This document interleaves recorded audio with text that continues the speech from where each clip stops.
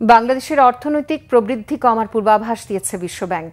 সংস্থাটির ধারণা, চলতি অর্থবছর শেষে এদেশের প্রবৃদ্ধি ৩.৩% নেমে আসবে।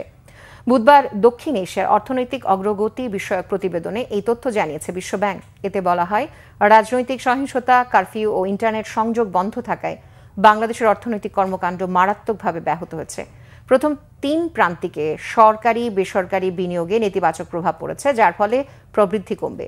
2024-2025 অর্থবছর শেষে প্রবৃদ্ধি নেমে দাঁড়াবে আগে দেয়া 4%-এর পূর্বাভাসের চেয়েও কম।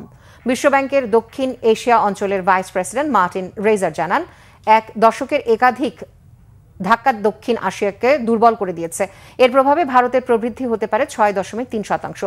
পাকিস্তান ও শ্রীলঙ্কার প্রবৃদ্ধি 3.1% হওয়ার আভাস দিয়েছে বিশ্বব্যাংক।